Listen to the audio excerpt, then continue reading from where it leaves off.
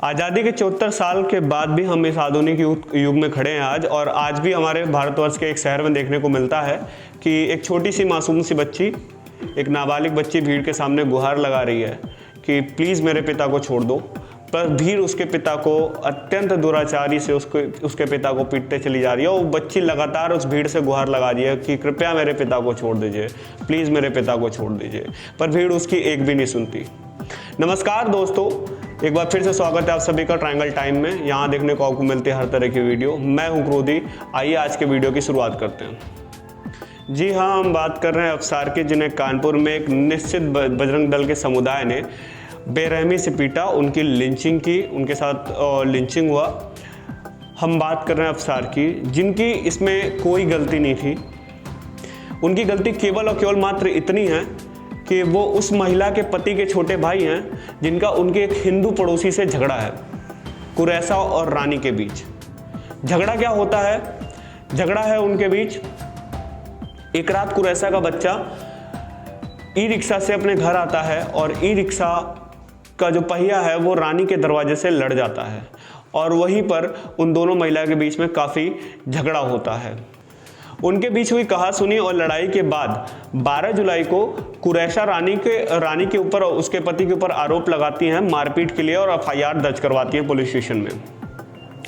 उसके पश्चात 12 जुलाई को कुरैसा एफआईआर दर्ज करवाती हैं, और तत्पश्चात 31 जुलाई को रानी कुरैसा के 3 बच्चों के ऊपर छेड़छाड़ का आरोप लगाते हुए एफआईआर दर्ज करवाती हैं।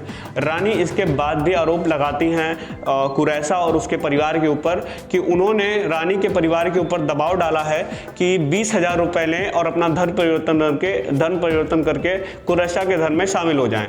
और उसके बाद ये कहती हैं कि अगर उन्होंने धर्म को अपनाया नहीं, उनके धर्म को, तो उनका जीना हराम कर दिया जाएगा। अब बात करें कुरैसा के दिए हुए बयान की, तो कुरैसा का कहना है कि वो मोहल्ले और गलियों में चूड़ी बेचा करती हैं, तो उनके खाने का इंतज़ाम एक दिन का हो नहीं पाता। वो रोज़ के खाने का इंतजाम चूड़ियाँ बेचकर करती हैं, तो वो 20,000 रुपये लेकर कहाँ से लेकर आएंगी और देंगी रानी के परिवार को, ताकि वो धर्म परिवर्तन कर सकें। जी हाँ दोस्तों, हम पूरे कर चुके हैं पूरे आज़ादी के 74 साल। 2 दिन पूर्व प्रधानमंत्री झंडा फहराते हैं। हम आधुनिक युग में हैं, 2021 में हैं। 1947 में हम आज़ाद हुए थे। उसके पूर्व भी कई सारे धार्मिक राजा आए, हिंदू धर्म के, मुगल वंश के, मुसलमान धर्म के, बहुत सारे राजा आए, राज्य किया भारतवर्ष पर, और उनका साम्राज्य खत्म हुआ, चाहे वो हिंदू राजा थे या मुगल वंश था।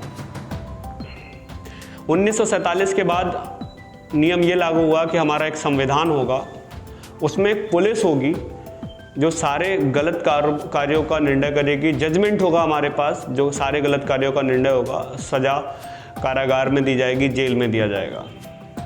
क्या आज़ादी के 74 साल बाद भी ये सही होता है कि 2 महिलाओं के बीच में, पड़ोसियों में आपस में झगड़ा होता है कि जो कि 2 अलग धर्मों की हैं, एक मुसलमान है, एक हिंदू है? क्या हम ये नहीं देखते कि जौनपुर के शाही पुल के नीचे शंकर भगवान की मंदिर है, ऊपर मस्जिद है? क्या बनारस में ऐसी मस्जिदें नहीं हैं जिसके आसपास मंदिर हो? जब एक मंदिर और एक मस्जिद पड़ोसी हो सकते हैं, तो एक मुसलमान एक हिंदू पड़ोसी कैसे नहीं हो सकता? क्या एक हिंदू के बीच में झगड़ा नहीं होता? क्या एक आपस 2 हिंदू पड़ोसियों में, 2 मुसलमान पड़ोसियों में झगड़ा नहीं होता है? तो क्या ये हिंदू मुसलमान के बीच में जो झगड़ा हुआ रानी और कुरैसा के बीच में, वो एक मामूली सी बात नहीं थी? फिर इसमें एक निश्चित समुदाय का बजरंग दल कैसे आ जाता है बीच में हिंदू धर्म की रक्षा करने? क्या हिंदू धर्म इतना कमजोर है कि उसको एक समुदाय की जरूरत पड़ती है? क्या श्री राम ऐसा चाहते थे कि एक हिंदू श्री राम अगर होते आज यहाँ पे, भगवान प्रभु श्री राम होते आज यहाँ पे, तो क्या वो चाहते कि एक समुदाय जाए और कुरैसा के देवर को मारे पब्लिकली? क्या जब रावण ने सीता का हरण किया था, रावण ने कहा था सीता से कि तुम मेरे साथ हो जाओ, और सीताराम ने नहीं माना था, माता सीता ने नहीं माना था, तो क्या राम बौखला कर गए थे उनके पास हमला करने? नहीं, उस समय कोई पुलिस नहीं हुआ करती थी, तो श्री राम ने सेना बनाई थी और बाय रूल उनसे झगड़ा किया था, उनसे युद्ध लड़ा था। रावण की भी सेना थी, अकेले रावण को घसीट कर राम ने नहीं मारा था। पर यहाँ पे एक धर्म विशेष ने एक धर्म विशेष को कैसे मार दिया और पुलिस ऐसे कैसे देखती रही, सरकार ऐसे कैसे देखती रही।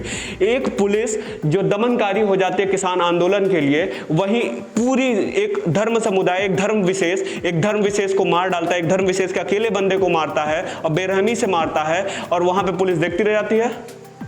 ढकोसले के नाम पे उस धर्म समुदाय के बजरंग दल के उस व्यक्ति को, उस समूह में से 3 व्यक्ति या कुछ व्यक्तियों को सजा देती है, और वहां पर स्ट्राइक चालू हो जाती है बजरंग दल के विशेष लोगों की, कि वहां पे हनुमान चालीसा पढ़ी जाती है। क्या श्री हनुमान ऐसा ही चाहते थे कि एक दिन ऐसा आएगा जब पब्लिक वहां पे बैठेगी, उनके चाहने वाले वहां बैठेंगे और वहां पे हनुमान चालीसा पढ़ के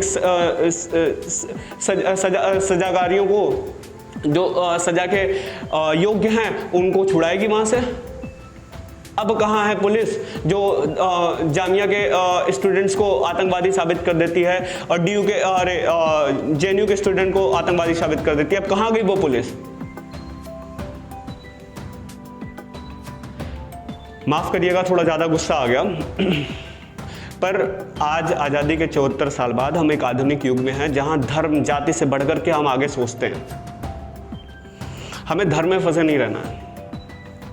हो सकता है इस पूरे मामले से किसी एक पार्टी को बहुत फायदा हो। आप समझ रहे हैं किस पार्टी को फायदा होगा? फिर से ना हिंदुत्व तो खतरे में आने वाला था। चुनाव आ रहा है ना यूपी का। आज आप नेशनल मीडिया में देखेंगे तो केवल अफगानिस्तान चल रहा है, केवल अफगानिस्तान, तालिबान, यही चल रहा है। जैसे हिंदुस्तान और भारत में तो कभी कोई पंगा हो ही नहीं रहा है, कोई लफड़े हो ही नहीं रहे, कोई प्रॉब्लम्स है नहीं हमारे हिंदुस्तान में। बिजली, पेट्रोल सब बढ़ते चला जा रहा है, वो प्रॉब्लम्स नहीं है। अफगानिस्तान का तालिबान कब्जा कर रहा है, वो ब्रेकिंग न्यूज है हमारा। रानी कुरैशा के बीच में झगड़ा हो रहा है, जहां बजरंग दल जा रहा है और कुरैशा के दिवस को घसीट कर मार रहा है। कुरैशा की बच्ची वहां पे चिल्ला रही है, प्लीज मेरे पापा को छोड़ दो, प्लीज मेरे पापा को छोड़ दो। वहां कोई नहीं सुनता, वो ब्रेकिंग न्यूज नहीं है। कहां गया था ये बजरंग दल जब हाथरस में एक बच्ची को, एक दलित बच्ची को, एक हिंदू समाज के सवर्ण ने मिलकर गैंगरेप किया था? उसके बाद वहां पे बजरंग दल नहीं पहुंचा था, क्योंकि वो धर्म के अंदर का मामला था, दलित और सवर्ण के बीच का मामला था। ऐसी दो आंखें क्यों? मैं पूछना चाहता हूं। मैं उसी भारतवर्ष में रह रहा हूं जो आजाद है। मैं आजादी नहीं मांग रहा हूं, क्योंकि मैं भी आतंकवादी बन जाऊंगा, ज्यादा देरी नहीं लगेगी। कल को मैं रहूं ना रहूं, मेरी कोई गारंटी नहीं, पर जब गलत होता है तो मुझसे देखा नहीं जाता।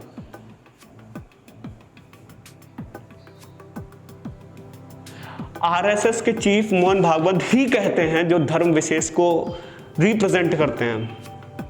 हमारे यहाँ एक धर्म विशेष की सरकार भी है। योगी आदित्यनाथ खुल के कहते हैं कि मैं हिंदुत्व को समर्थन देता हूँ।